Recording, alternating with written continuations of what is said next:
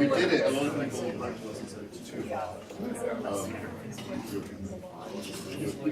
trolling us with your, who was that guy?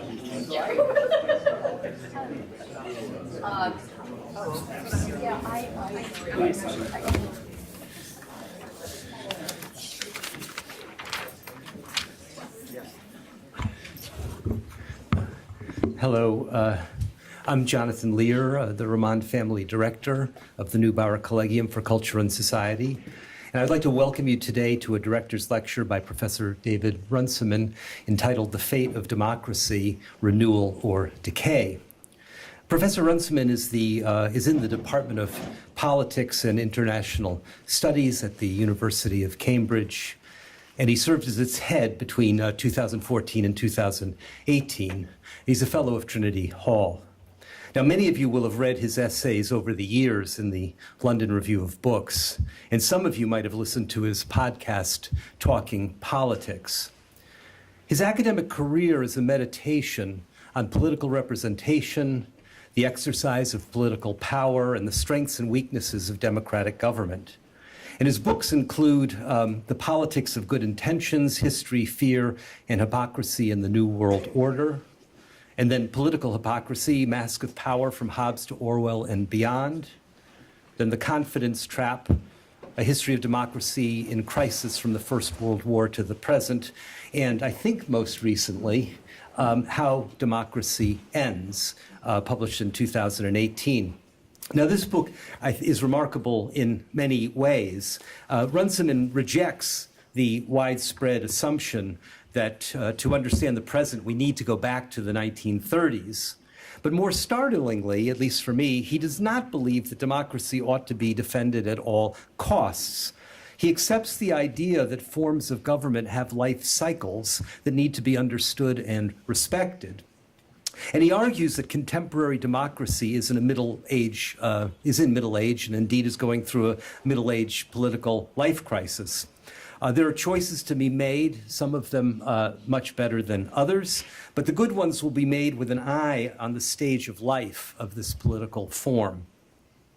David Runciman is, I think, living his professional career in the intersection of academia, in particular politics and history, and serious journalism. And in this sense, he's working in real time, trying to understand the present as an expression of dynamic political and technological forces, and then explain it to as wide an audience of thoughtful readers and listeners as possible. And this, I think, is a contribution to democratic political life. For it's internal to the idea of democracy being a good form of government that its citizens be as well informed as possible about the choices they are making. Runciman is, I think, living through a kind of creative split. On the one hand, contributing to our common understanding of our political situation and thus enhancing the robustness of democracy, and on the other, holding open the question of whether even a well-informed citizenry will be capable of making good choices in the ever more complex world that is our world. At stake is the question whether self-conscious mind can be the basis of self-governance. Now, as I think maybe everybody in this room will know, when you get on an airplane just before takeoff, the flight attendant will announce that, quote, "Well, we don't anticipate a drop in cabin pressure," and then he or she will go on to tell us that in the unlikely event that that does occur, oxygen masks will come dropping down, all of which sounds like a lot of anticipating to me. Well, I don't want to anticipate David Runciman's lecture, but I am struck by the occurrence of the word fate in his title. Fates are uncanny. The idea of a fate is that of an already determined destiny, one that remains enigmatic, even though it accurately is described in the words of the fate that one knows the words, and a destiny that one will arrive at precisely through one's self-conscious choices, especially the ones that are explicitly chosen so as to avoid it. In other words, the very idea that democracy has a fate is somewhat creepy. And yet, it does seem that David Runciman has put his finger on something significant in the contemporary political imaginary, a shared sense that we are in the midst of something ominous that's unfolding. But how important is this shared sense? And what efficacy might a collective fantasy of fatedness have? Might a sense of fate contribute to our living out that fate? I have no idea how to answer these questions, but I know that they matter, and that is why I invited David Runciman to speak to us today. So please join me in welcoming David Runciman, who will speak today on the fate of democracy, renewal or decay. Thank you, David.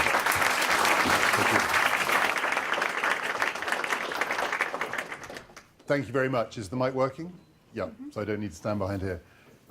Thank you all for coming out. It's a great pleasure to be here. Thank you for that generous introduction. I'm also honored to speak in this series. I've heard about some of the remarkable people who've spoken before me, and I honestly feel humbled to join that company. I am going to talk about fate. I want to start with a distinction. I'm talking about the fate of democracy. You will know a lot has been written recently, continues to be written about the threats, the dangers, the perils that democratic politics seems currently to face. There are some excellent books. Tom Ginsburg has written, co-written, one of the best, How to Save a Constitutional Democracy. They tend to be about particular democracies or comparing the fates of particular democracies. So there's another book, Tom's got a copy of it on his lap. Shall I hold it up? So the other one, which is this one by Levitsky and Ziblatt from Harvard, called How Democracies Die. And quite a few people who have read my book, How Democracy Ends, and this book have said to me, it's weird because your books have the same title, but they're completely different books. And I say, trying not to sound defensive, though I'm aware it sounds very defensive, they're not the same title. This one is called How Democracies, this sounds very academic, How Democracies Die, and mine is about democracy, the idea, this way of doing politics. And I think there often is an assumption that there's a clear connection between the fate of particular democracies, particularly this one, I don't mean Chicago, I mean the United States of America, and the fate of democracy itself. But it goes one of two ways. So sometimes I think there's an assumption that certain democracies are proxy for the fate of the whole thing, particularly this democracy. If American democracy goes down, democracy goes down. Or alternatively, I think sometimes there's an assumption that democracy itself, the idea or the ideal, is somehow timeless. It's never going to end. The ideal will always be there. Individual democracies will fail to live up to that ideal, and some of them will fail completely. But in failing, they won't bring the idea down with them. And I actually think that both of those assumptions have real pitfalls to them. I think it's a mistake to assume that any democracy, even this one, is a proxy for the whole thing. American democracy is not and never will be the whole story.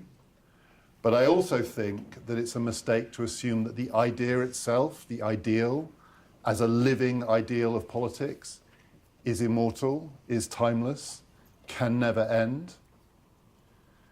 So the other distinction I want to make before I get onto the substance of this, again without trying to sound too pedantic, is dying and ending are not the same thing. Because they aren't. So to me, death is more terminal than an ending. So things can be open-ended. An ending can be a passing through to something else. Death is much more, to my mind, final. And the death of a democracy or of democracy is more final than its ending. So if I say to you, this is not death, it is not even the beginning of death, it is perhaps the death of the beginning, that doesn't work. That does not mean the same as this is not the end, it is not even the beginning of the end, it is perhaps the end of the beginning. Death and ending are not the same. And I have some reservations about trying to reduce these questions to life and death questions for democracy. So there was a famous, he's Scottish actually, Scottish soccer manager, football manager called Bill Shankly, who managed I'm going to call it football, a football team, Liverpool, who are now owned by the people who own the Boston Red Sox. That's not relevant for this. And he's Scottish, where football is a kind of religion. And he famously said in the 1960s, football is not a matter of life and death, it's more important than that. Which is how I feel about the fate of democracy. So let me try and say a bit more about what I mean by fate, and then I'm going to try and take you through some possible ways of thinking about this huge question. As Jonathan said, fate comes loaded with expectations. I think to talk about something having a fate, we have at least to have a sense of what kind of story we are telling about it. What is the arc or the shape of its existence over time? So we have to know what kind of story we're telling, and I want to say something about that in a minute. And then I think we also have to know what we think the relationship is between the past and the future. I don't think for there to be a fate that the future has to be determined by the past. I don't think it has to be deterministic. And actually, that is more like fatalism. And not all thinking about fate is fatalistic. But we do have to think that the future and the past have a relationship that passes through our present. And I want to say something about that as well and the uses of history here. So those are the two broad themes I want to talk about. So what kind of a story is this? When people talk about the life and death of particular democracies, so for instance in this book, they don't tend to do it on an assumption that this is a naturalistic story. So that's not the analogy. People don't tend to think that democracies are born, mature, grow old, become decrepit, and then naturally finish. When democracies die, the assumption is normally that something violent has happened to them. They have been murdered, or they have been sabotaged. That this is an intervention. It is not a story which will inevitably end because everything comes to an end. It's a story in which someone has intervened to bring about an artificial ending. And the imagery tends to be more mechanistic than naturalistic, I think. So again, in this book, the idea is that democracies have guardrails. And if these guardrails are sabotaged or come down, this thing will careen off its path. That is not, to my mind, a kind of naturalistic way of thinking about politics. And I completely get why people are resistant to naturalistic images of life and death in politics. The idea that there is a time to be born and a time to die, that political systems pass through cycles, that past a certain point, there's not a lot you can do, it's old, it's going to die sometime. I think to many people that sounds inherently conservative. It sounds classical, it sounds cyclical, and it sounds fatalistic. So I think there's another way of talking about this, and I want to give you just one example of a way of talking about this story that does use the language of life and death, but is not naturalistic, and is also not purely metaphorical, and takes its inspiration not from biology, but from physics and cosmology. So this is an idea that is often called the Copernican hypothesis. I came across it first in a book by the physicist and cosmologist Martin Rees, who published a book at the dawn of this century called Our Final Century, ? Which is about the fate not just of a nation's politics, not just of a system of politics, but of the human species and of all life on Earth and of the planet and of the universe. You know, these questions of fate can go up way beyond democracy. And the question is this our final century? Will the human species survive the next 100 years? That is a bigger question than the fate of democracy. So the Copernican hypothesis, basically, it's a kind of heuristic which says the principle is, and it comes from Copernicus, you should never think that just because you happen to be somewhere, that makes it special. It's not about you. That's the Copernican hypothesis. So just because we are here and we look around and then we look above and it all seems to turn around us and the sky seems to arch over us and the movement seems to center on us, does not mean that we are the center of the universe. Because that would be incredibly unlikely. Why would we be the center of the universe? This is a rock in space. It would be a remarkable coincidence if the rock that we happen to be on is the central rock. You would only think that was likely if you thought you were special, and we're not. And we're not the center of the universe. So then the application of this is from space to time. So the person who made that move was a physicist called Richard Gott. And he tells this story, and I've seen two versions of it. So he's an American physicist. In 1968, he took a trip to Europe. So in one version, he goes to Britain and sees Stonehenge, and in the other version, he goes to Egypt and sees the pyramids. So you can take your pick. And he goes to Berlin, and he sees the Berlin Wall in 1968.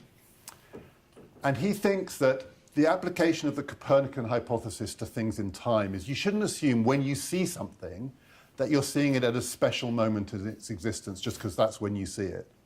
And the special moment in the existence of things that don't have a natural lifespan is the beginning and the end. So just because you come across something, you shouldn't think it must have just come into existence or it must just be about to go out of existence. It is much, much more likely that when you meet something, you meet it in the middle of its life or in the middle of its story. So he said, if that's true, Stonehenge, the pyramids, are a few thousand years old, and the Berlin Wall is 7 years old, in 1968.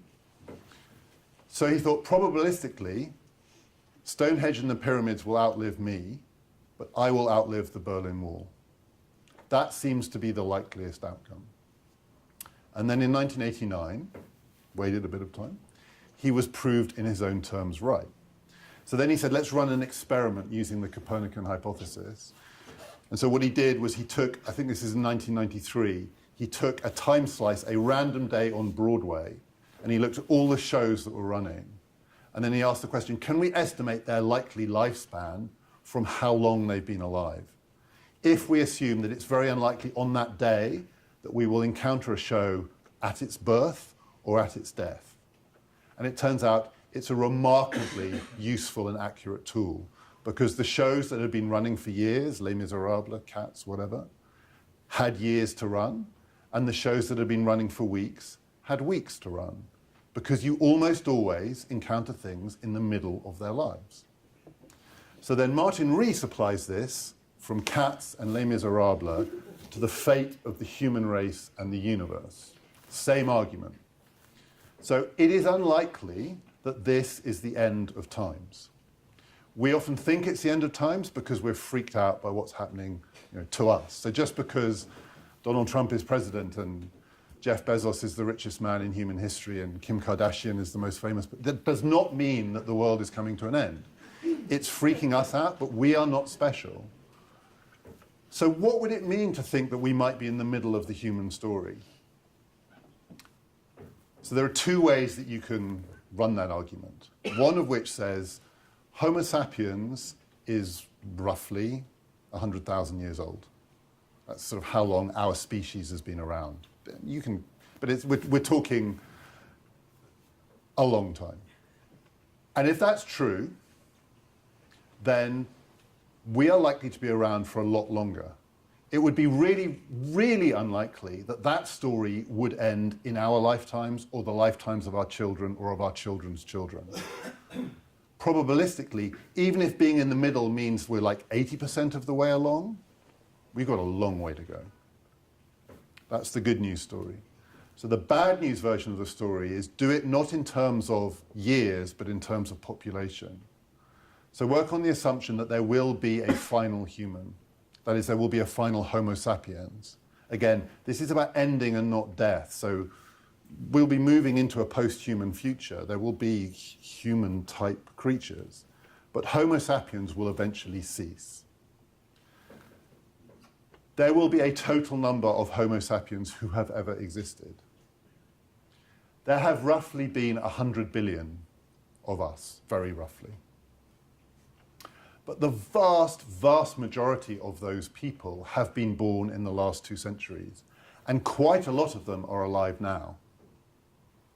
7-8% of the total. And say we're halfway through that story, somewhere in the middle of that story. So 100 billion, by the time we get to 200 billion, we may be coming to the end. We might be coming to the end at 150 billion. That would be perfectly within the range of probabilistic outcomes. If that's true, we have not got long left. Even with population eventually slowing down towards the end of this century, we will get there pretty quickly in a matter of a few generations. And that could be the end of this story. And it makes a big difference which of those two stories you think you are in. This is not determinism. This doesn't tell you, I mean, it could all end tomorrow, but the probabilities are pretty strong.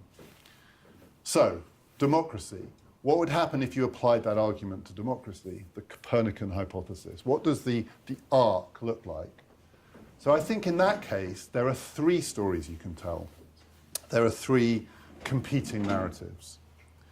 So there is the 2,500-year story, the one that goes back to ancient Athens, where democracy means, at its roots, a way of doing politics that has a few, maybe only a very few, core ideas at its heart, one of which is a basic idea of human political equality, another of which is a basic idea that human beings are capable of controlling their own fate, that they can participate in the decisions that are for them the fateful decisions. That story is 2,500 years old. We are really unlikely to be at the end of it. It would be very improbable if that story ended in our lifetimes. And then there is the 250-year story, which is the story of representative democracy, the system of politics that comes out primarily of the French and American revolutions, which is a way of doing democracy that's premised on, again, a few core ideas. We can argue about what they are, but I would say some of them include constitutional notions of democracy, certain safeguards, separations of powers, and so on. But also, I think just as important, a basic idea about the division of labor in political life, which is not the classical version. Representative democracy creates a division of labor where a very small number of people actually take the decisions. Let's call those people politicians. And then the vast majority, the people or the voters, choose the politicians. The core principle of that system of democracy is elections, which does not operate as the core system in the ancient version. That story is 250 years old. We could be coming to the end of that story. It wouldn't be outside of the bounds of probability that it's got 50 years left to run, but it's probably got more than that. And then there is the story of the thing that we actually think of as democracy, which includes things like, which is not true of the representative system coming out of the French and American revolutions. It includes things like something close to a universal franchise for adults, so men and women entitled to vote. And it includes professionalized political parties, mass mobilization political parties. It includes, if not mass literacy, at least mass communication through radio or whatever, so that it is actually possible to reach most, if not all, of the people with messages. And I think it includes some core capacities of the administrative state, the ability of the states run by these politicians to deliver certain kinds of services and protections, including possibly certain forms of welfare, but also running certain kinds of systems, taxation systems, and so on. That story, and I think Tom would agree with me on this, that story is at most 100 years old. At most. The earliest you can date it to is 1919. It comes out of the First World War in my country, in this country. In France, you've got to get past the Second World War so that women have the vote. In many places, it's more recent than that. So Hungary, a country that's often being held up now as the place whose fate might be a proxy for the fate of this system, it is barely a couple of decades old. We should not be remotely surprised if you meet something in the middle of its life that's only 2 decades old, that it could fail next year. That's not unlikely. 100 years, it's more unlikely, but something that's 100 years old could easily end in the lifetime of, if not us, of our children. So what can you say about those three stories? And I'll do this briefly and we can talk about it more. I'm happy to talk about any aspect of this. So the first thing to say about those three stories is that they're really unlikely all to end at the same time. It's very unlikely that all three of them will have the same ending. it also seems to me really important not to confuse the third story for the only story. Like the shorter story, the one that may well be winding down relatively soon, is not the whole story. And yet we're sometimes tempted to think it is the whole story, and keeping that thing on life support is the most important thing we can do. And we miss the ways in which there are more expansive conceptions of this politics, some foundational ideas that may not be tied to that story. And we maybe need to open our minds to that. And then one more thing to say about this that then leads into the second kind of arc I want to describe, which is it really matters when we think about the uses of history in the present to recognize that we are picking moments that are much earlier in those stories. So Jonathan mentioned the kind of 1930s trope, which is a theme of my writing, and it's a theme of this book. One of the reasons my book and this book are somewhat different.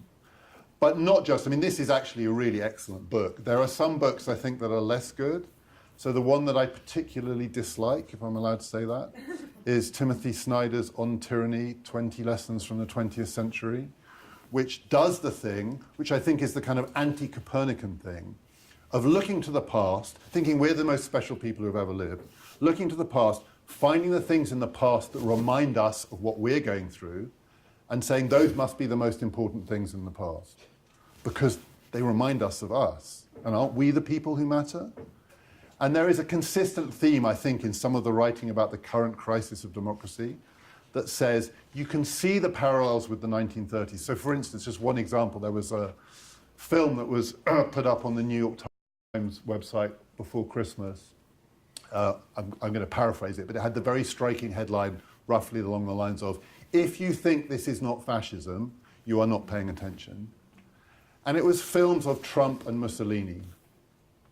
And yeah, it's spooky, right? When they're side by side, the things that they say, the way they use their chin, you know, it's like, yeah, it does, you know, can remind us of what we're going through. But is that the whole story?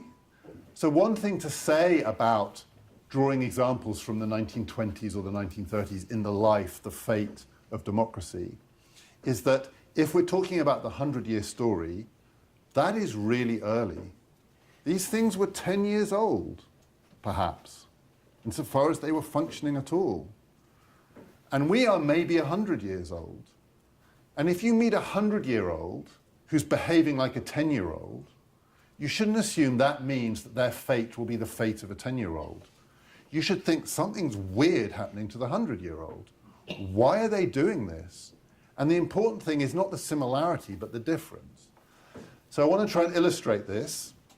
And I'll do this again relatively briefly, and then maybe we can open it up, by saying I think there's another way of thinking about this comparison that tends not to be done. This is probably the wrong way to put it, but it's the Copernican way, which is not to look to the past and think, what does that remind us about ourselves? But to ask the question, how would we look to them? You should always ask that question, I think, in academic or maybe in life generally. Not how do they look to us, but how do we look to them? Because we're no good at knowing how we look to other people.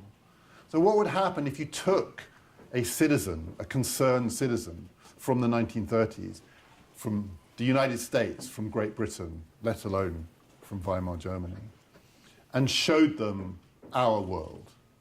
Would they recognize the similarities? Would they think this story is in danger of repeating itself, which is the warning from history genre? The warning from history, the Snyder genre says, we know how this story ends, and the fact that it sounds like the same story means that we are in real danger of ending the story the same way. One of Snyder's lines is, post-truth is pre-fascism. No, it isn't. So how would it look? So we don't know, but I'm going to guess. So this is what I think. These are the three things I think our concerned middle-aged citizen from the 1930s would say shown our world. Trump world, Brexit world, Orban world. First, yes, completely recognize it. It does indeed look and sound similar. These tropes are the same. Yeah, we had the anti-Semitism. We had the suspicion of foreigners of experts, of economists, of bankers. We had the conspiracy theories. We had the populists. We had the rabble-rousers. We know the type. Your type is our type. Our type is your type. We see it. That's the first thing. Don't doubt that. The second thing I think that person would say is, that's not what strikes me about your world. What strikes me about your world is not the kind of rhetorical familiarity, it's the institutional durability. It's maybe not so surprising that you have these types of politicians, because these types do tend to go around, particularly in times of economic stress, particularly in times of rising inequality. But you've got exactly the same political institutions, and it's 80 years on. Did you not think of changing them? The Electoral College, the way the Senate works, the way you conduct elections, the names of your political parties, it's the same. How can you have gone through 80 years? I mean, we were aware that these things often didn't work. Why didn't you change any of it? Did nothing happen in the intervening 80 years? And then that person would say, and that's not what strikes me about your world. What strikes me about your world is, of course, something happened in the intervening 80 years. Everything else changed. So you've got familiar political types operating in the same institutional setup in a completely transformed world.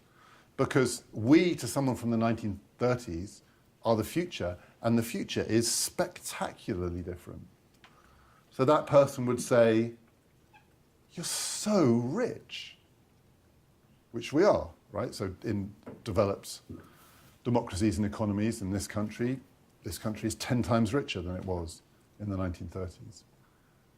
You're so old. How did you get to be so old? Where did all the children go? Because 1930s America was a society of children and young people. So the median age was about 25, which means half of all people were either children or young adults. And less than 5% of the population was 65 or older. There really were not many old people. And now it's touching 20%, and the median age is touching 40. And in parts of Southern Europe, the median age is touching 45. And in Japan, it's touching 50. A society where half the population are over 50 is unimaginable to human beings who were even alive 80 years ago. And it's not just that you're so old, you're so healthy. Where did all the diseases go? You look so well. So someone from the 1930s, you show them the United States Senate, and I think they would be struck by two things. First of all, it kind of runs the same. Of course there have been changes, but frankly, it hasn't changed much. It's a little bit more diverse. It is not a lot more diverse. The obscure and archaic routines and rituals have been tweaked a bit, but they would completely recognize it. But then they would look at the senators and they would say, but the people are so different. And if you want to see that for real, and this is why I should have one slide, look at a Senate yearbook from about 1930 and look at what they look like. They look so ill. They look so strange. They look so different from each other. They look like real people, but really unwell people. And now it's this kind of fantasy world in which everyone has a full head of hair and everyone looks healthy. You're so educated. You're all so educated compared to the 1930s.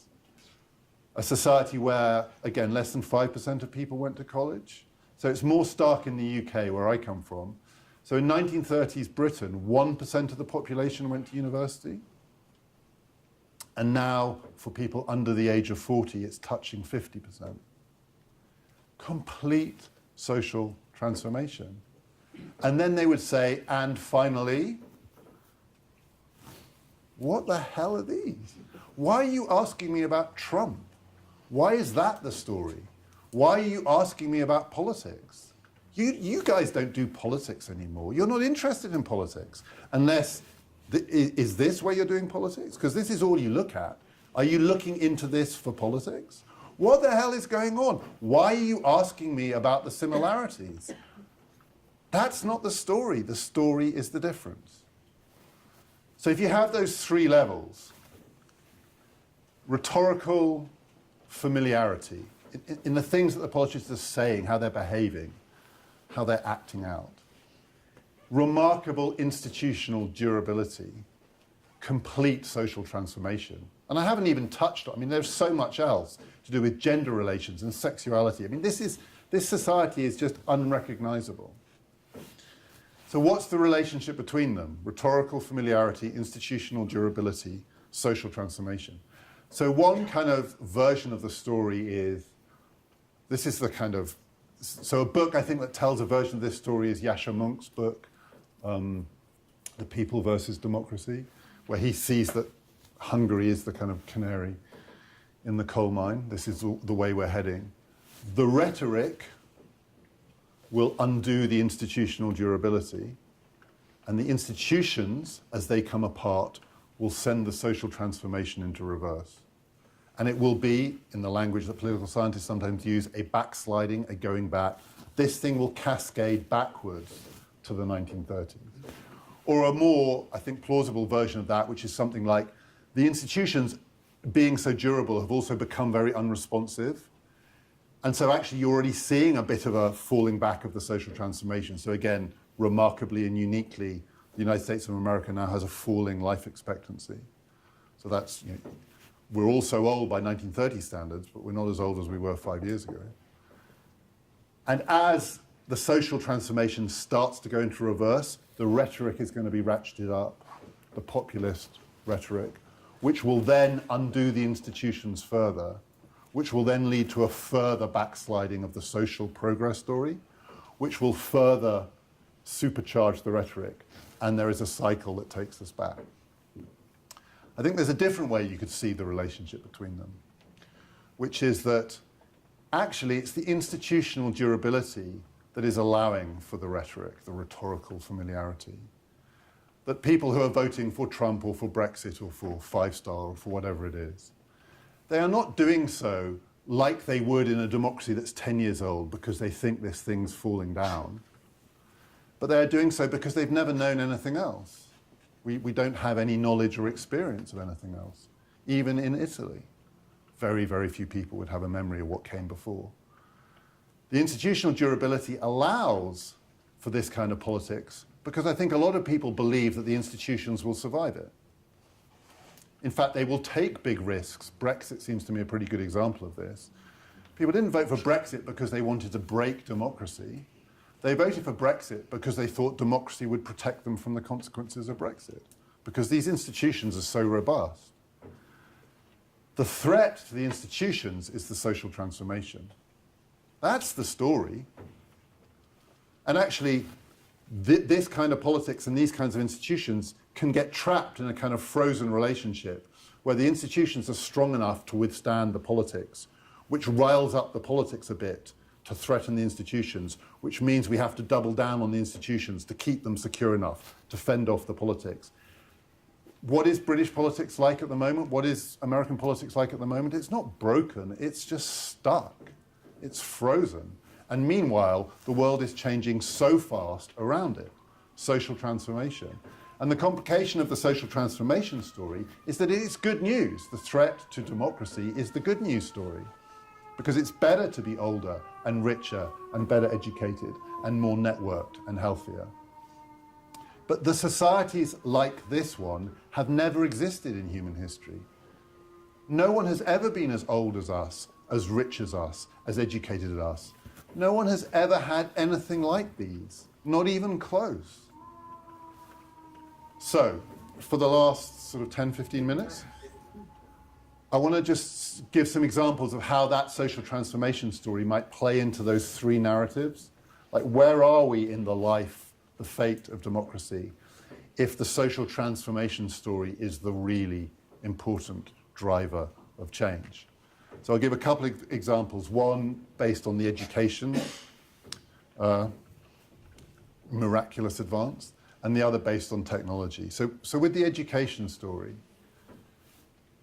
1930s Britain or the United States, there weren't many of them, any functioning democracy in the 1930s where very, very few people have higher education, but quite significant numbers of politicians have higher education. In fact, it feeds into that 250-year-old division of labour story, which is there is a very small group of people who are the decision makers, and then a much larger group of people who are the voters, even before its universal franchise, even Reform Act, pre-Reform Act Great Britain, early 19th century, where only a few 100,000 people could vote. It's a few 100,000 people versus a few hundred people in the parliament, and that gap gets wider and wider. Those numbers, 1% versus 99%, fit the idea of a division of labour. To go to college is one of the ways that you can qualify yourself. You don't have to have had it, but it is one of the most obvious ways that people would qualify themselves for the political class. And almost no one else shared that qualification. So then fast forward to a society where half the population, or increasingly as generations move through, moving towards half the population, shares that qualification. And also, importantly and interestingly, it has become a universal entry requirement to get into the top of the political class. So in the United States Senate now, out of the 100 senators, 100 have a college degree. So you can't get in, it would seem, without one. I believe that there was a governor who hadn't been to college, Scott Walker. So he's gone. So now 50 out of 50 state governors have a college degree. Not just attended college, finished college. In the British House of Commons, it's getting close to 95% of members of Parliament have been to university. In a society where, but not a majority, but a very, very significant minority of people now also have, and among younger age groups, getting close to 50-50. I think that that is a threat, not just potentially to the 100-year story, but to the 250-year story, to the division of labour story. I don't think it's a threat to the 2,500-year story, the idea that we are at some level equal and equally responsible for our collective fate. But if you have, and I think we're seeing it playing out, I'm seeing it in my own country around Brexit all the time. If you have a society where all the politicians, I'm exaggerating here, but all the politicians have been to university and half of the voters have been to university, one half of the voters think we're no different from them.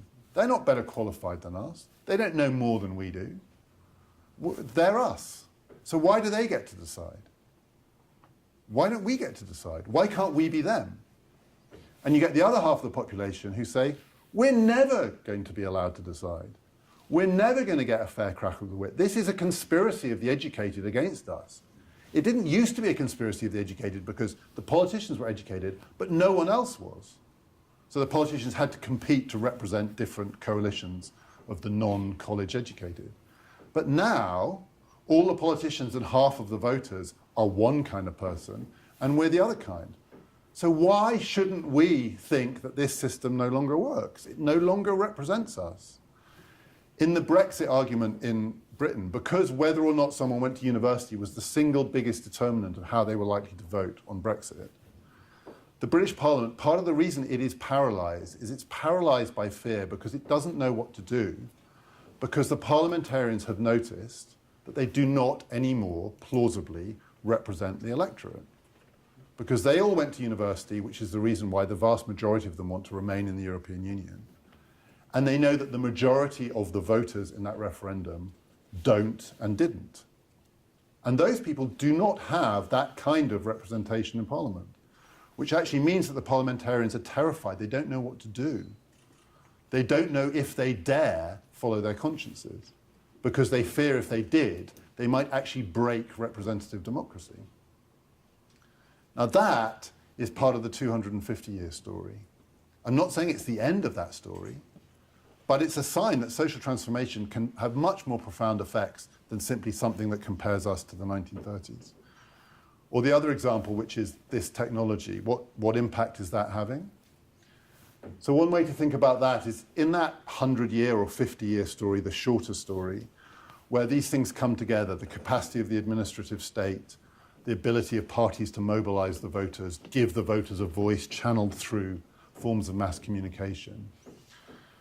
It is possible that this technology is turbocharging parts of that story, super enhancing them, not breaking them or destroying them or letting fascism out of the door, but enhancing them. So it's possible we're on the cusp of a technological revolution that will turbocharge the capacity of the administrative state to function better, more efficiently, to deliver better services, better outcomes, track people's preferences better, be more responsive in real time, give people more of what they want. And it is also not just possible, but already happening. This technology is turbocharging people's ability to give voice to their views, their anger, their frustrations, to give people a platform, to allow people that basic democratic right to be heard. Both of these things might be happening at the same time. 2 bits of the 100-year package being kind of put on steroids and exploding into life. And that could pull the package apart. That 100-year story may not survive that. Because for that, the great success story of the democratic century, the 20th century, was that the state delivering results to the citizens went along with the citizens feeling that they had a voice.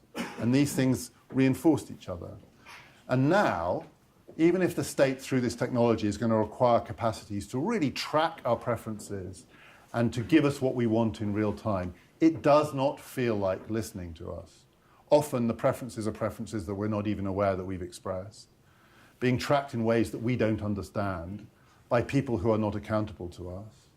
And even if it does deliver better outcomes, more benefits, better healthcare, better transportation, more efficiency, it will not feel like it's responsive to voice. And meanwhile, a lot of the voice is being expressed as anger against this kind of technical efficiency, suspicion of it, anger of it.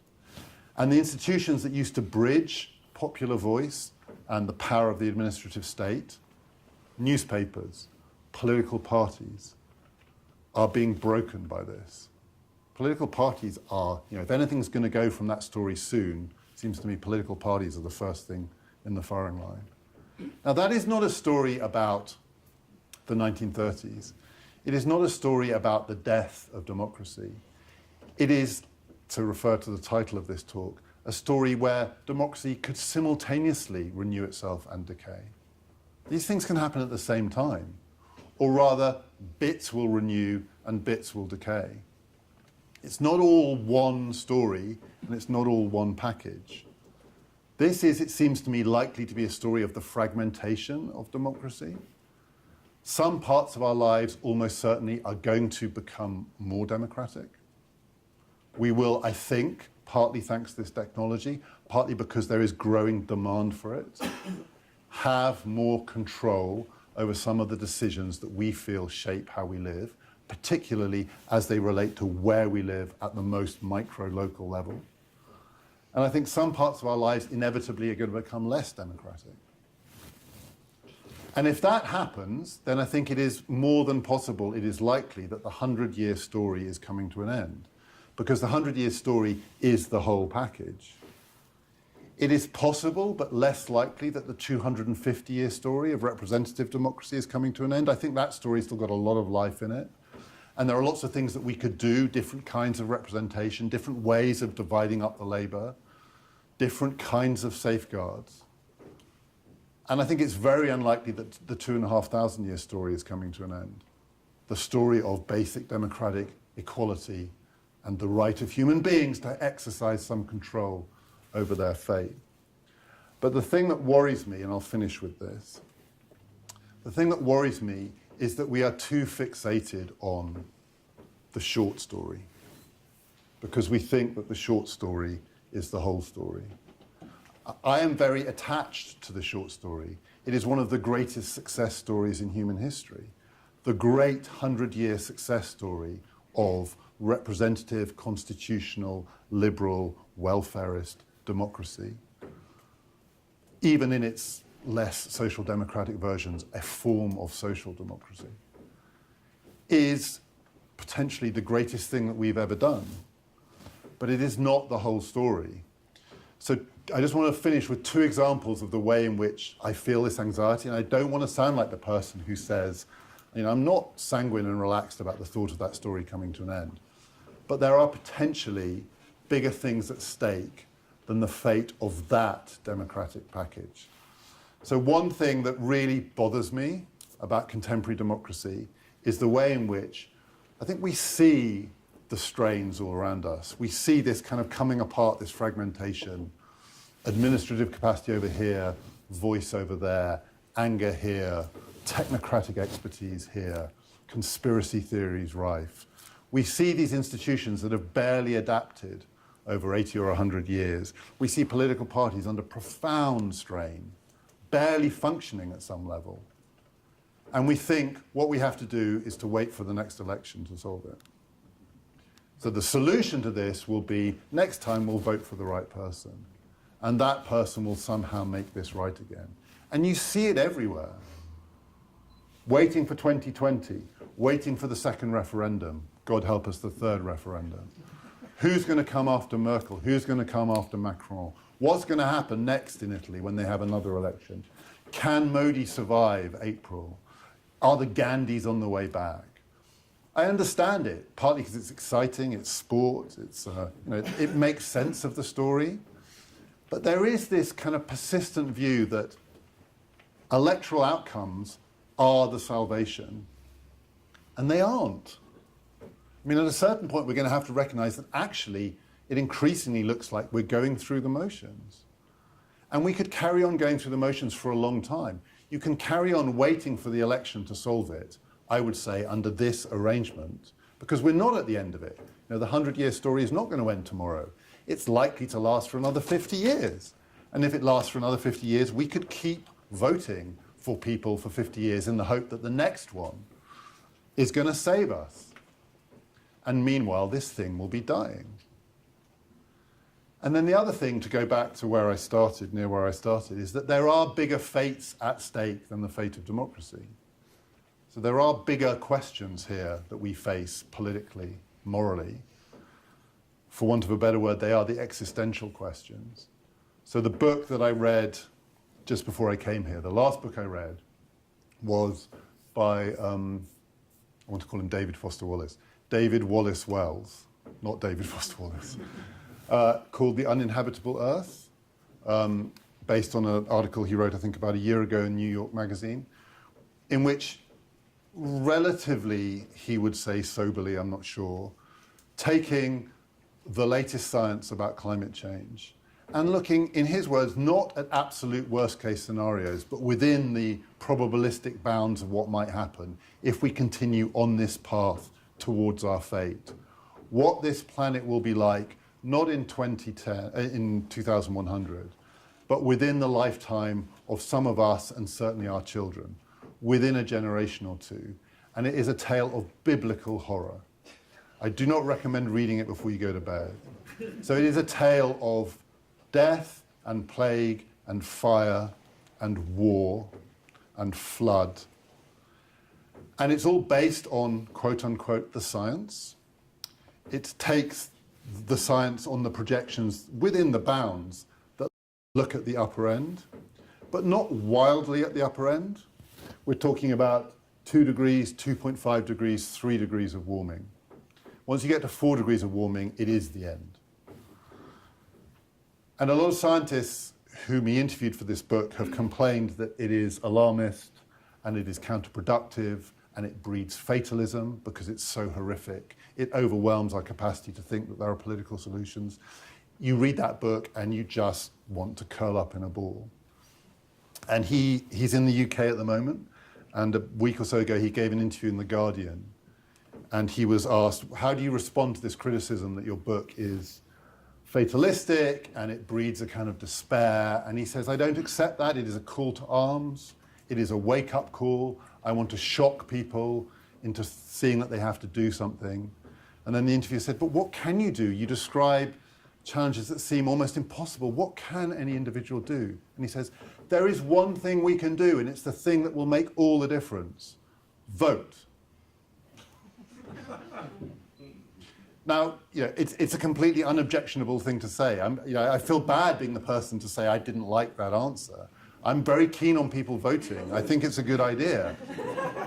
But it's kind of, it's pathetic, it's bathos to describe biblical horror and then say, but there's a solution. Vote. I think it is more likely than not that 100-year-old democratic package cannot cope with climate change. I'm not sure that the 2,500-year-old story can't cope, because this is about us regaining control of our fate, and we have to think imaginatively about how we might do that. But the huge danger is the thought that it all has to pass through this one funnel, a funnel that draws on a conception of democracy that comes from the 20th century, a Green New Deal. That's a great idea. But do we really believe that it all has to pass through these familiar democratic tropes, forms, that fit what we think the package should be like? It must at least be possible that this system cannot cope with the things that we need to deal with in the 21st century. It does not follow that therefore democracy is dead. It does not follow that therefore we must adopt Chinese state authoritarian capitalism to save ourselves.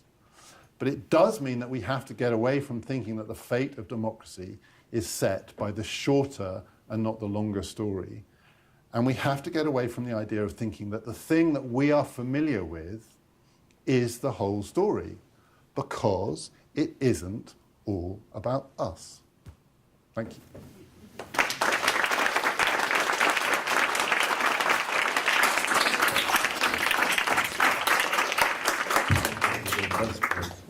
Shall I? Yeah, just stay. Yeah, good. So, thank you. So what I thought we'd do is begin a question and answer by asking two of our colleagues to ask opening questions to get the discussion going, and then we will open up to the audience for question and answer. So Jennifer, I would guess most of you know our colleagues, but Jennifer Pitts is professor of political science and in the Committee on Social Thought, and her most recent book is Boundaries of the International Law and Empire, which just came out in 2018. And then Tom Ginsberg is professor of international law in the law school. His latest book is pardon me? Is there? Oh yeah, there it is. Yeah, hold it up. Is How to Save a Constitutional Democracy, which he wrote with Aziz Hook in 2018. Jennifer, why don't you get us started? I'll get it. Does this work? So thank you for a tour de force talk that you give us so much to think about. I'll just start with I think a small question, brief question, about kind of absolute change versus relative change, which is a lot of your fascinating story about social transformation had to do with absolute changes in life expectancy, et cetera. But if you think in terms of social relationships, you mentioned inequality, but that's the most obvious thing that comes to mind. There are ways in which, over the top of those dramatic absolute changes, there's a lot of relative continuity for relations of power, relations of economic inequality that persist and that arguably might be more important than the absolute changes that you're talking about. We adjust to greater health, but we remain with the relations of domination, both internationally in terms of the global context and within societies in ways that may be important and that didn't come into your story so much. So shall I just... Yeah, I mean, so it is. So I emphasise the discontinuity, and of course there are continuities and there are aspects of our story that aren't just familiar from the earlier 20th century because the politicians sound the same and talk the same, but because some of the structures are the same. And inequality is the most obvious one, I think. But also some of the basic inequities of capitalism when it escapes the control of social democratic states that have been empowered by total war. You know, it's like the 30 glorious years from 45 to 75 are the outlier. And there is a much more obvious continuity between our more recent history and the earlier history. And yet, I mean, the example that I give in my book, which I think of as the counterexample, which is contemporary Greece, where it's not just because they have a fascist party in parliament and some of the Greek politicians are saying things that could easily have been said in the 1930s. But Greece has been through a 1930s style experience, right? So 25% unemployment, 50% youth unemployment, GDP falling by a quarter, the wealthy people getting their money out. So the burden being borne by the most vulnerable. It's a recipe for the end of democracy, a democracy. But it didn't happen. Why didn't it happen? I still think that the social transformation story is the important story, because I think part of the reason it didn't happen is that Greece is a pensioner society. And if most people are 46 or older, I don't think you get a 1930s outcome. You only get a 1930s outcome in societies that are full of young men. I think I use the line in my book, why does 50% youth unemployment in a country with a fascist party in parliament not lead to fascism? Because you can't do fascism without young men. And there aren't any in Greece. And many of them have left, so as well as the money. So there is, there's that kind of, and then I also think actually it's something else that's held Greek society together is the technology, the fact that there's an extraordinary public good available that didn't exist before, which is Facebook, which is actually, it's both a tool of the potential destruction of democracy, and it's an extraordinary vehicle of social solidarity, a free public good that can connect people in a failing society so that they can actually create support networks. So I'm not trying to suggest that it's all discontinuity, but I think it's still continuity against a backdrop of demographic and technological transformation, not to mention other kinds, which make it a different story. Jennifer, you?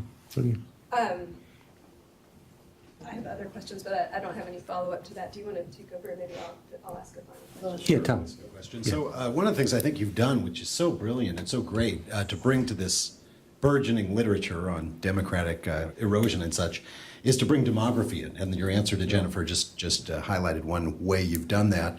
But especially in thinking about this idea of the stress of middle age of democracy itself. Yeah. Right? So I think that's really quite clever and correct.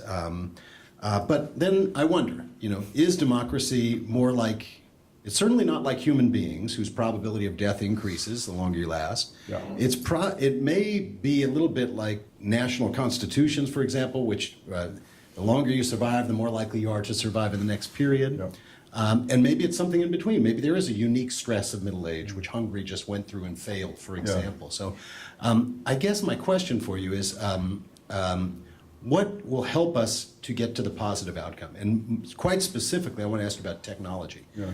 Because there are all these experiments out there in sort of creating these mini publics and citizens' assembly, sortition, the ancient Greek ideas coming back and in some actual experiments, which seem to indicate that we do have the capacity, when we work together in relatively small groups, to deliberate and to come up with better answers.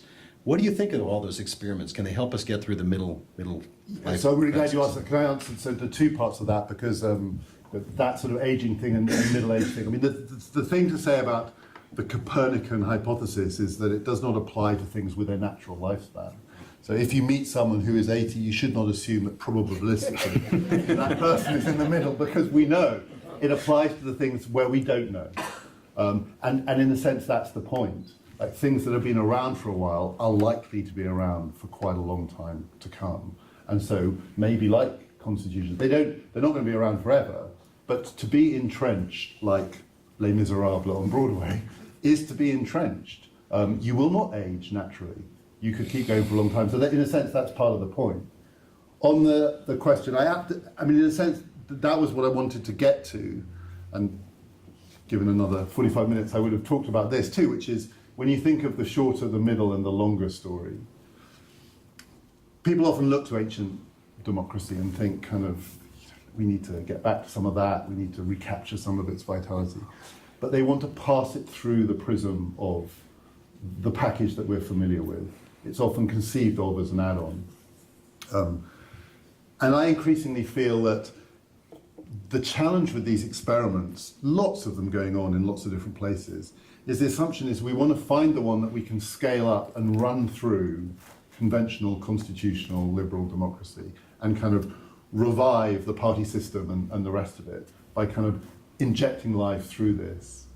And that's probably a mistake, not least because actually they tend not to be scalable. I mean, they often don't scale up. They definitely don't seem to scale up through this system. Find a brilliant tech democracy experiment in California and scale it up for the whole of the republic, and people in Texas won't want to have anything to do with it because it comes from California. And this is politics, right? But it could be a fantastic glimpse of a future, but a future that has to get our imaginations outside of thinking it has to run through this. But it's a hard thing to say because I do not want to be the person who kind of says that we should be giving up on the thing that has done us so well. But there is a risk that we get trapped with its durability, its remarkable durability, and we run the experiments through it. I think we need more sortition. I think we need more deliberation. I think we should have citizens' assemblies.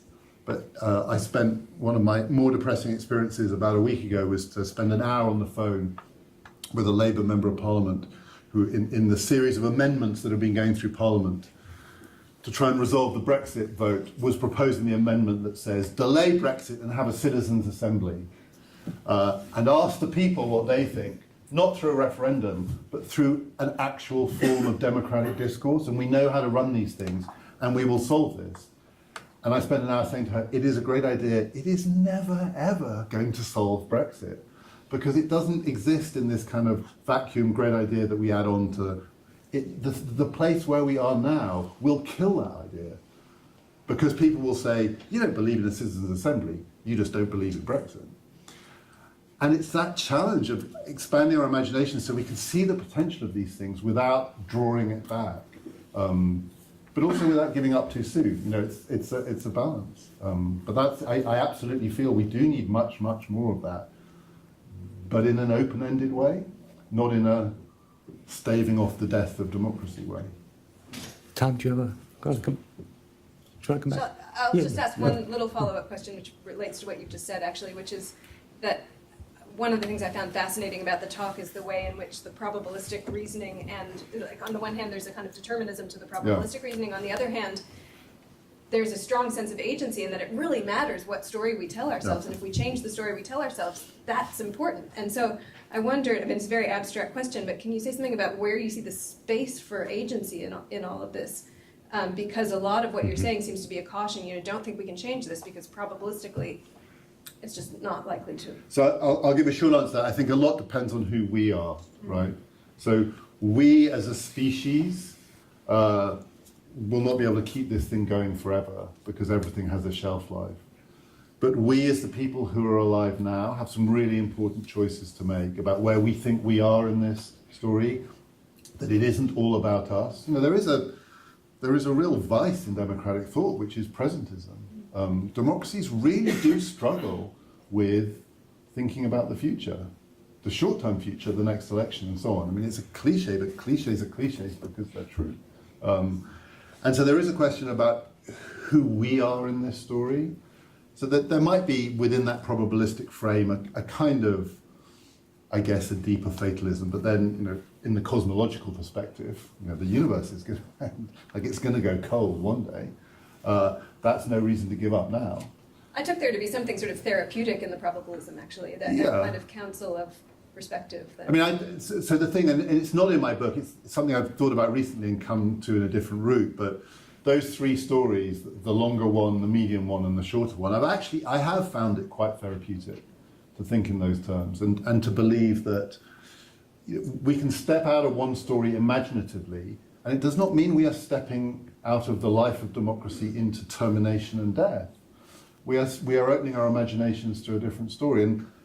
And it is true that one of the problems I have with that kind of lessons from history literature, so I really do emphasize not these kind of very skillful comparative accounts, but the sort of 20 lessons from the decade that reminds us of us accounts, is this sort of weird view that historians have that somehow the future is closed and the past is open. The past is this kind of open smorgasbord from which we can find inspiration, and then it takes us to a present which leads down these kind of The future is the thing that's open. The past is closed because it's already happened.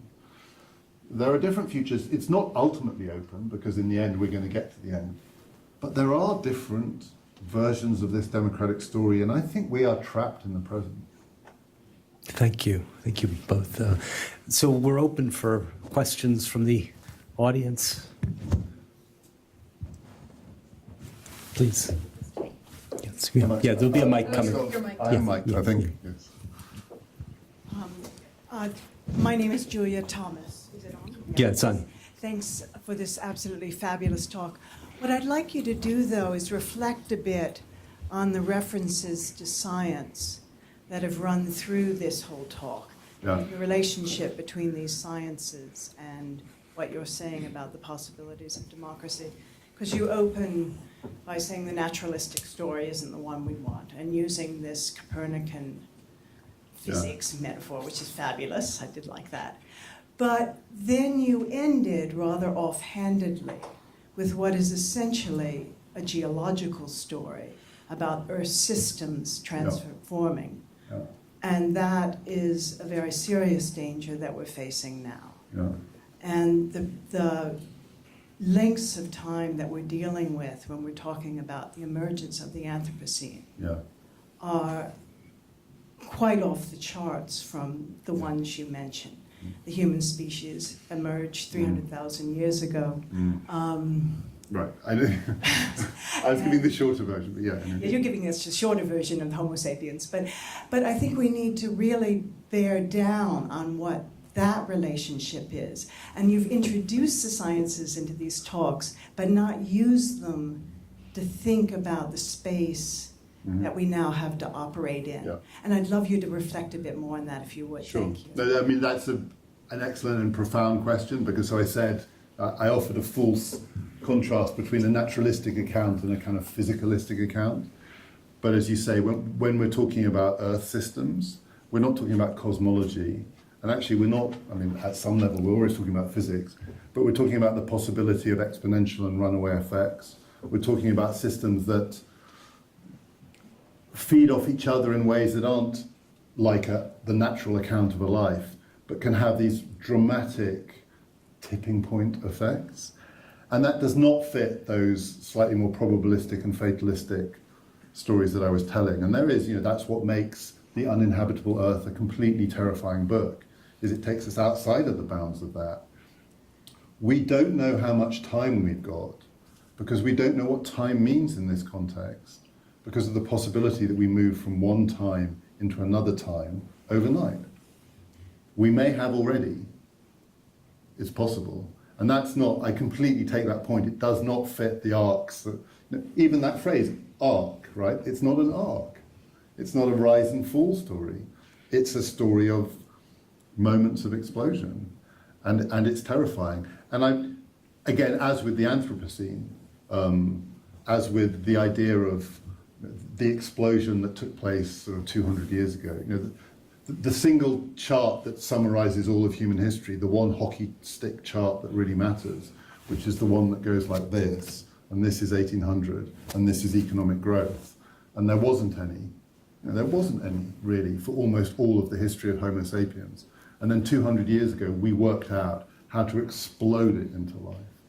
And since then, we have just been on some kind of tear that makes no sense in terms of this story. Now, that also is roughly the beginning of the second of my democratic stories. I haven't tried to, in this talk, I haven't tried to map those, although that's my next project, I haven't tried to map those two things onto each other, but it is a completely, I take the point, a completely different framing because it's exponential. And again, I think it does relate to my last point, which is there is a bathos in the idea that these more familiar rhythms and routines, not just electoral routines, but the kind of the arc of a human life and the life of a constitution and a democratic system, and we earned the vote 100 years ago and we got to value it and use it, can make sense of that kind of change. I think probabilistically it can't. And we need to take that very seriously without being the person who says, give up on democracy, empower a dictator, a benevolent dictator, let Bezos take the carbon out of the air. I'm not saying that either. Thank you. Other hands? Yeah, please here, and then over there in the back there. So I'm just curious, you didn't like the answer vote. What answer would you give? Well, to the climate question.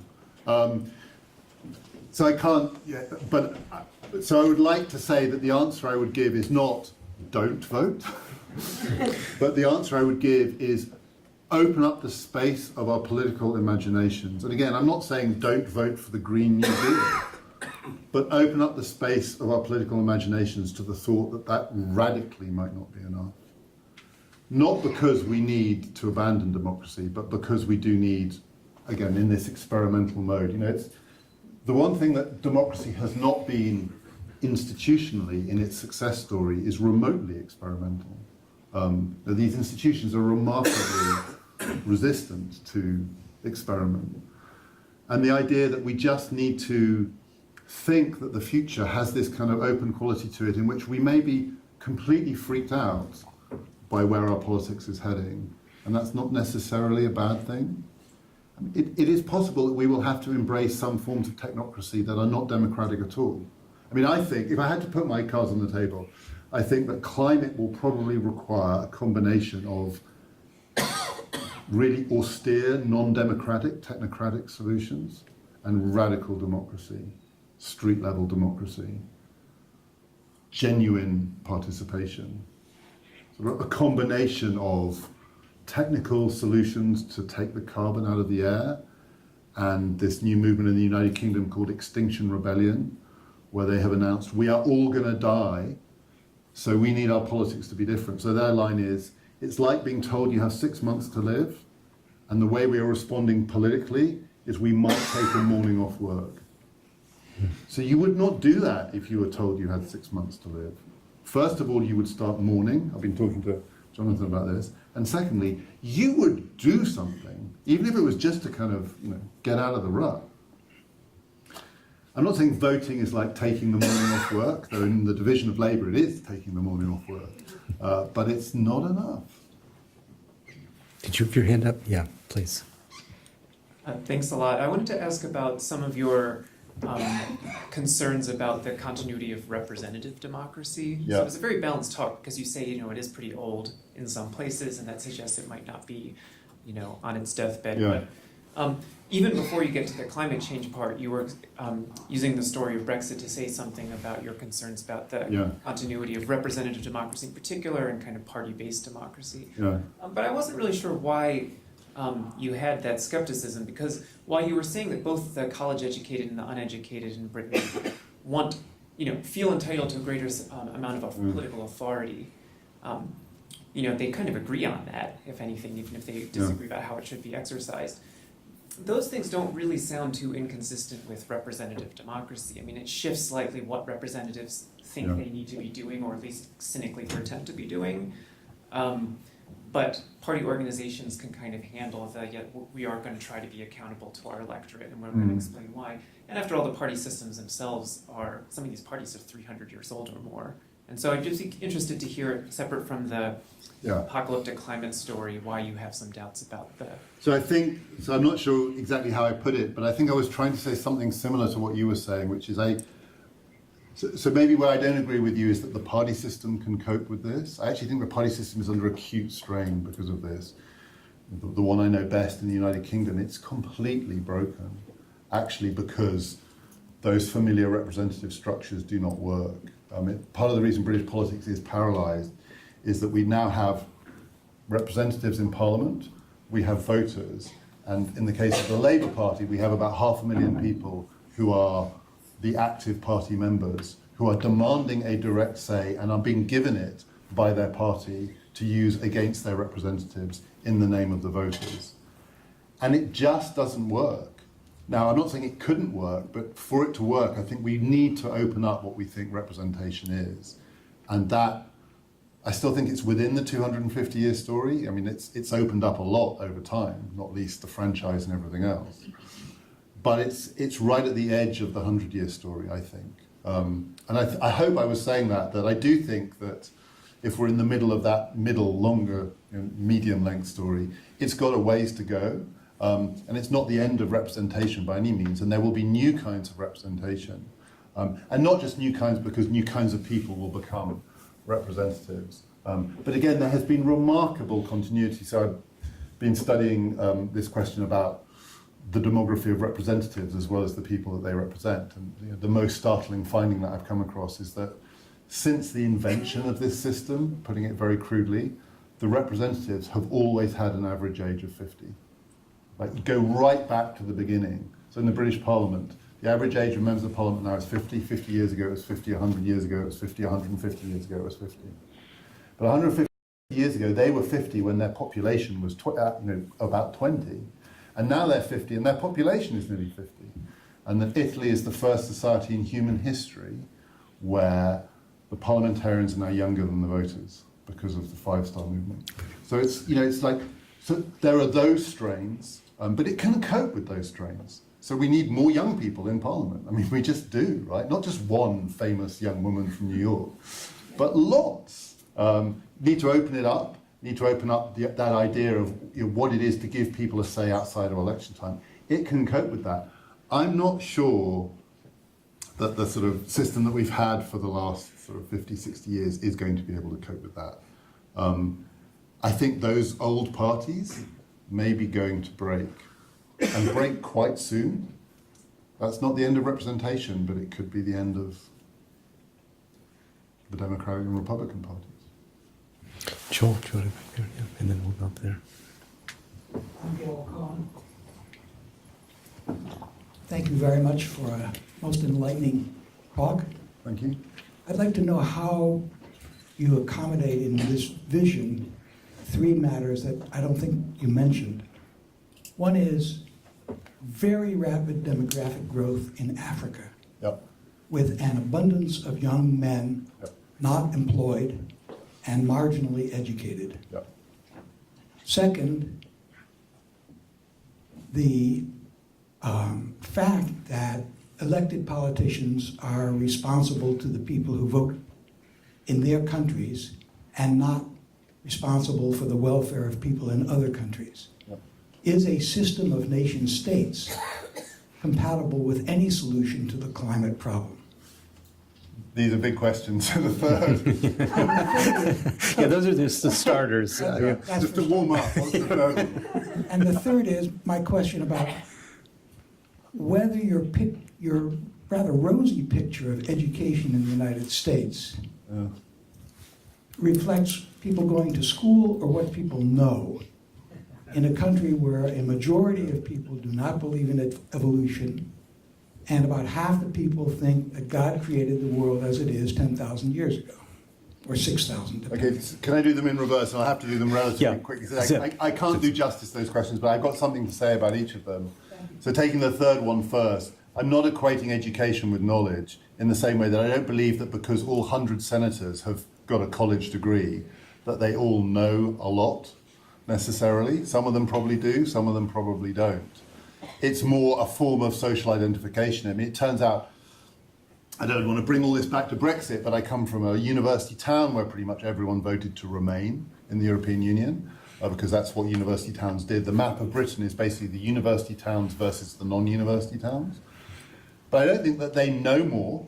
I know these people. They don't know anything about the European Union. They're as clueless as the people who voted to leave. There are only about 6 people in the whole country who understand how this thing works. It's tribal. It's just the educated are one tribe. And I think the problem with the educated is they're the tribe who don't think they're a tribe, which makes them much more annoying. On the international thing, I mean, I think this is one of the areas in which we may have to accept, the dream of the 100-year success story has always been, it'll scale up at some point internationally. That's been part of the dream. I don't think it will.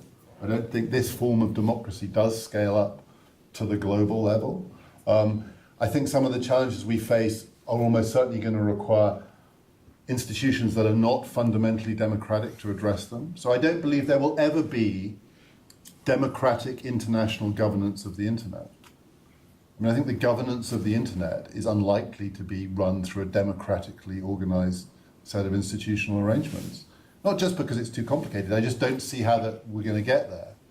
And yet it's possible that a well-governed internet will lead to an explosion of democracy around the world, because a well-governed internet could empower people outside of representative democracy to take control of their fate. But they will not take control of the internet. That would probably be a disaster. This is a kind of imaginative space that we're not in yet. And then on the last point, it's a very important point. I'm talking about the life story of the mature democracies. I begin my book by saying there are also multiple stories that could be running simultaneously around the world. Democracy could rise in Africa, it could completely collapse in Africa. There are many places in the world which are much closer to the 1930s in demographic and economic and other terms. I think the really interesting study here is India. I mean, I think India is, if there's one place that I could be partly persuaded is a proxy for this story, it's Indian democracy. And India seems to me the absolutely classic case where you should not mistake rhetorical similarity for fundamental connection. So Modi and Trump are the same person. Like they say the same things, they use Twitter in the same way, they're funded by many of the same people. It's the same kind of politics, except, apart from all of the cultural differences, Trump is supported by old men and Modi is supported by young men. And India is still, relatively speaking, a young-ish country, much younger than China. Like China, with a vast preponderance of men over women because of selective infanticide. That is on a very different path, for better or for worse. I mean, as it were, the potential, I think, for catastrophic failure is higher, but also the potential for genuine kind of renewal of the whole package, the 20th century package in India is higher too. It's not frozen. The spectrum is wider. But part of the reason it's wider is because of the young men. We'll have one last question. Gentleman back there, you've had your hand up for a while. Polybius and then Cicero write that whereas monarchy, aristocracy, and democracy each have their cycles of growth and decay, if you combine them, that could be eternal, providing people remember what its principle is. Now that sounds something like your 250, 100-year story, but then when he talks, it sounds for a while like it's inconsistent that Rome beat Carthage because Carthage's constitution, even though it was just like Rome's and had this admirable feature, was in an advanced state of decay. But it had that decay. Rome didn't have the decay because it had a senate of wise people who could be a check on the people. Now, I want to really ask you what this implies for education. To take up a last comment on education, we have people who aren't being educated at all, and then we also have many people who are getting a very technocratic education in universities. So it's doubtful that they are learning what you could say is the wisdom that the equivalent of a Senate requires. So that how much is taking education seriously vital to maintaining this 250, 100-year, or this 2,500-year version of democracy? Thank you. Okay, I mean, again, to say two things about that, because there's a question about the kind of classical. I mean, I was very conscious, and I tried to say that one way the kind of argument I was making sometimes goes is back to the classical ideas of the cycles of politics, in which there is a comparable thing. There are the shorter cycles, the democracy, monarchy, and then there is the longer cycle of the thing that is more of an interweaving of them. I don't think any of them are eternal, but the thought that you've got these different time frames running simultaneously. But I'm also aware that people are very resistant to hearing that. I mean, I think I'm resistant to hearing it. I don't want 21st century politics to have its explanatory framework borrowed from the ancient world. I find that depressing, that we can't do it for ourselves and think through these things for ourselves. So I resist I totally take the point, but I tend to resist doing it through the classical framework. So I offered a different kind of version of it. But the point still stands that there are aspects of that that really do seem to resonate with us. Again, I don't want to be the person who says, because when people don't say vote, they say educate as the answer. And I don't want to be the person who says don't educate, because I think education is a good thing. But in the current state of democracy, and this is, again, I think a story that really is short. It's a couple of decades at most because of the spread of higher education. Education itself has become implicated in the problem that we face. It's become one of the great social and political dividers. Yes, we need more wisdom. Yes, we need better educated people. And at the same time, we have to recognize that education itself, not just as a resource, but as a divider, is one of the things that's making this politics so dysfunctional.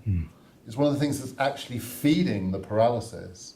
And so we have to find a way of talking about education, talking about what it would be to have wise politicians, that doesn't sound to people like it is taking a side.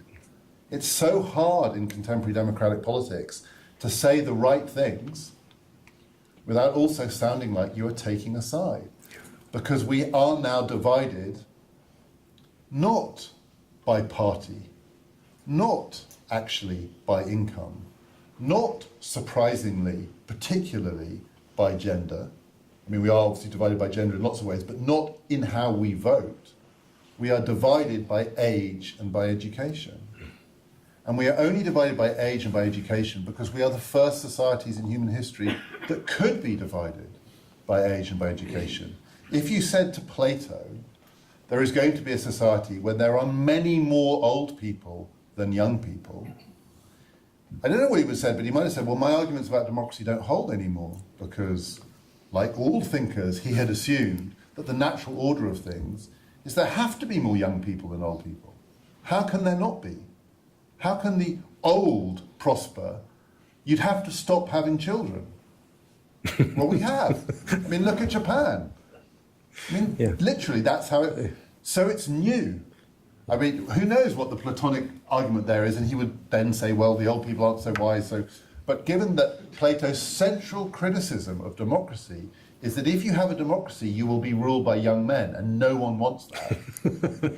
We can at least say back to Plato, that's not true anymore. Yeah. So I don't know what the answer is, but I do know that this is new. David, that was just a very, very thought-provoking, wonderful lecture and discussion. I want to say to everybody, we're going to have a reception now. You're all welcome to come. Jennifer, Tom, thank you so much for helping us begin. And it's for us to thank David for such a wonderful lecture.